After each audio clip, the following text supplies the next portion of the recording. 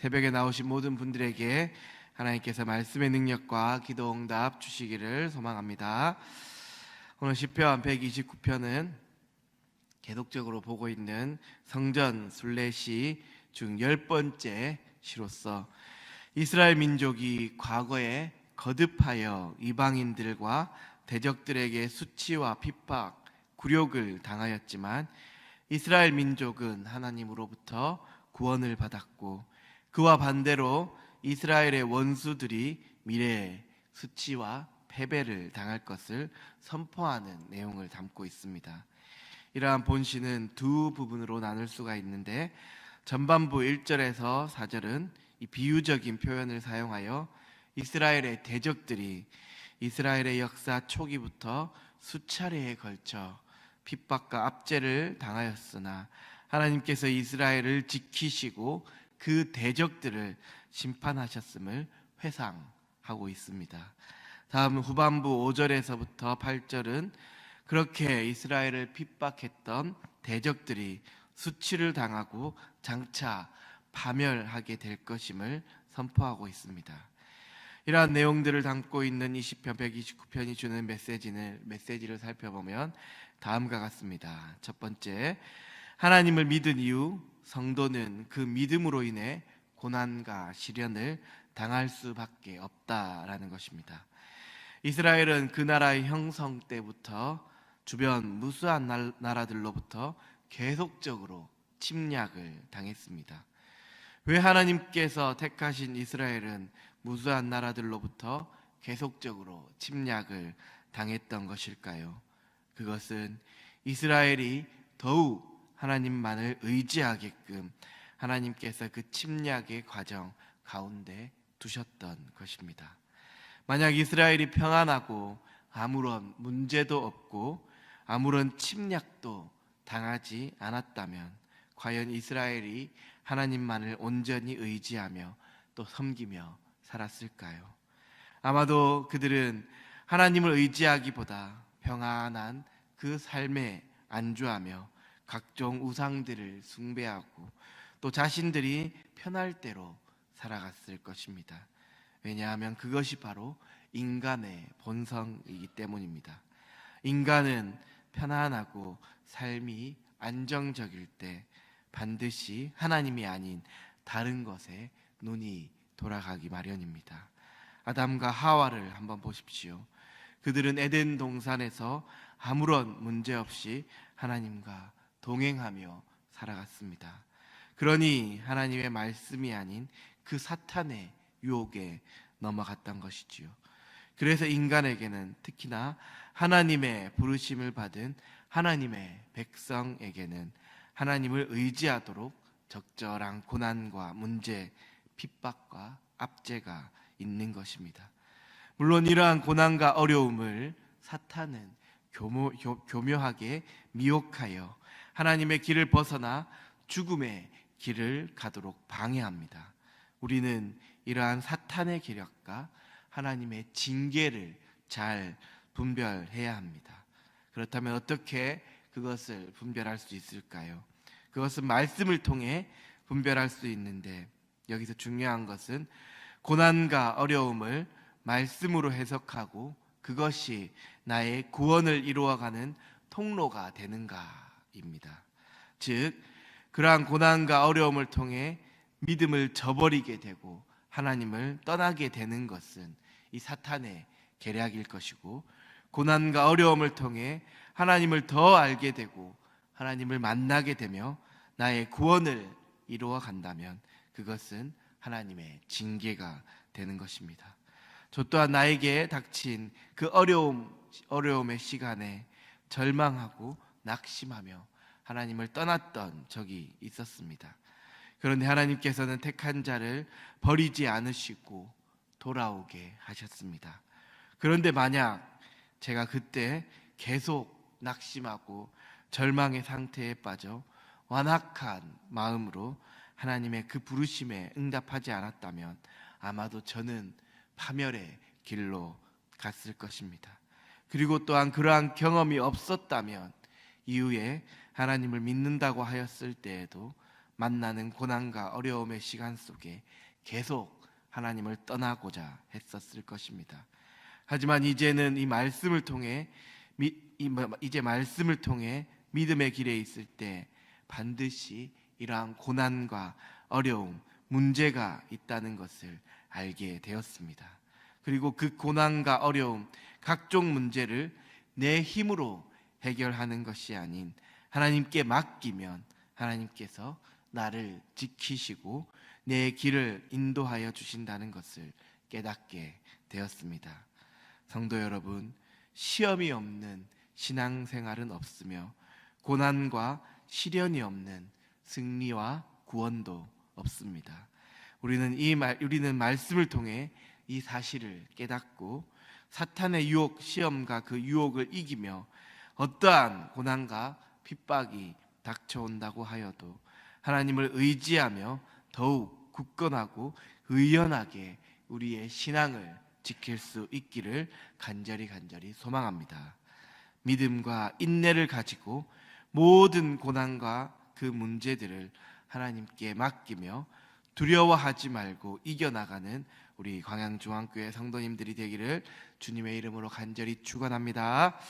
다음 두 번째로 오늘 말씀을 통해 하나님께서 우리에게 하시는 말씀은 불의를 저지르는 자들은 반드시 하나님의 심판을 받고 저주를 받는다라는 것입니다.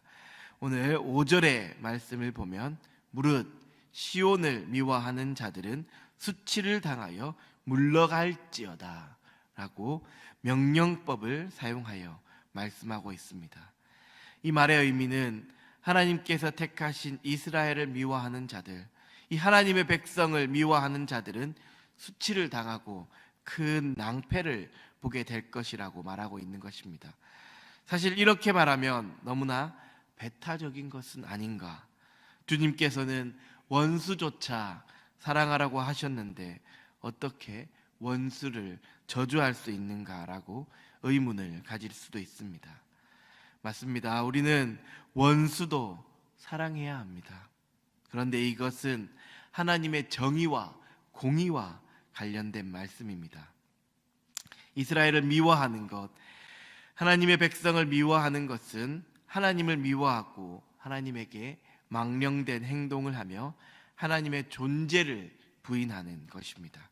즉 이러한 악인들을 위해 기도하며 하나님께서 구원하여 주실 것을 간구하는 것은 매우 잘못된 모습이다라는 것입니다. 왜냐하면 하나님의 뜻에 불순종하며 하나님을 대적하는 삶을 사는 자들에게 축복과 구원이 베풀어져야 한다고 말하는 것은 하나님께서 우리에게 베푸신 그 축복과 구원을 혼탁하게 만들기 때문입니다.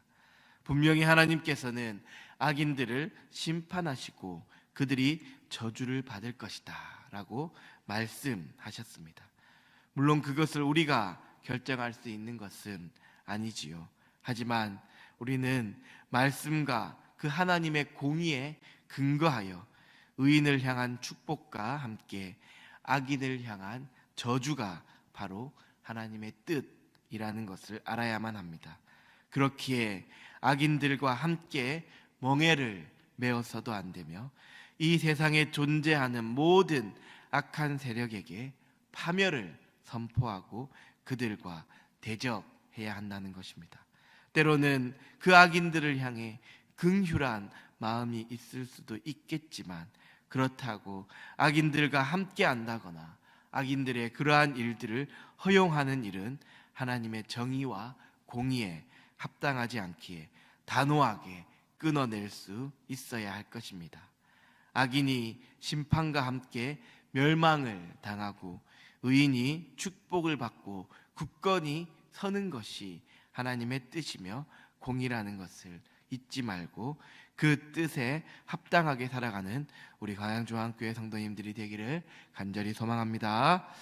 마지막 세 번째로는 오늘 하나님께서는 악인들이 비록 흥하는 것처럼 보여도 그들의 결국은 파멸뿐이다 라고 말씀하십니다. 오늘 6절의 말씀인데요, 6절의 말씀을 다시 한번 읽어보도록 하겠습니다. 시작.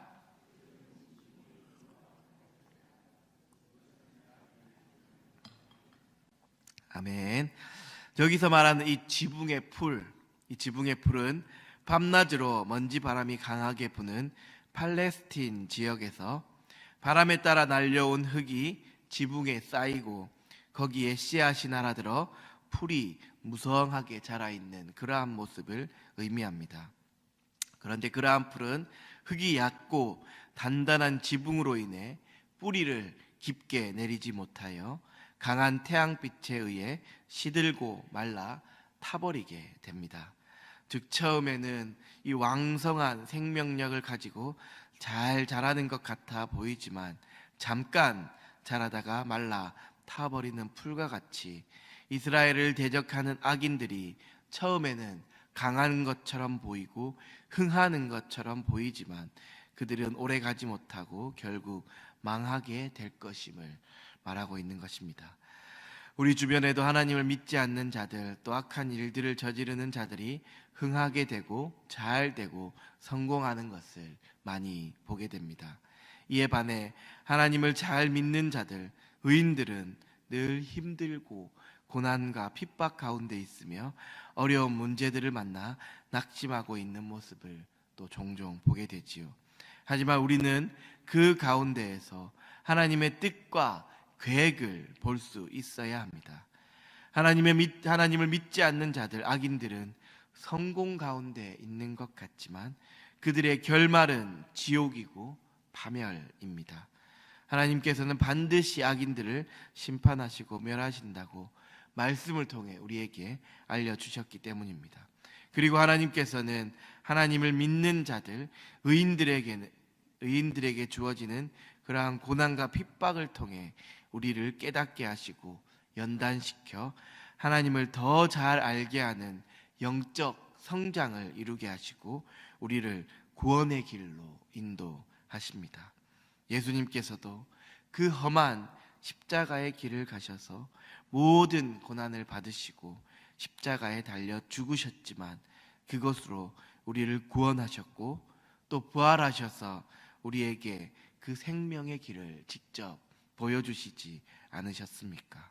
우리도 그 예수님을 본받아 주님께서 가신 그 십자가의 길을 걸어감으로 생명의 길로 들어갈 수 있기를 간절히 소망합니다.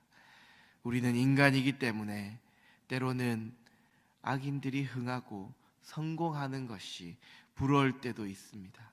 하지만 그들의 결국은 지옥이며 파멸이라는 것을 반드시 기억하고 내게 주어진 이 삶의 무게를 주님의 말씀을 통해 잘 버티고 인내함으로 하나님께서 나를 통해 이루어 가실 그 구원의 역사를 온 세상에 선포하여 하나님께 영광 돌리며 나아가는 하나님의 백성들이 되기를 주님의 이름으로 간절히 축원합니다.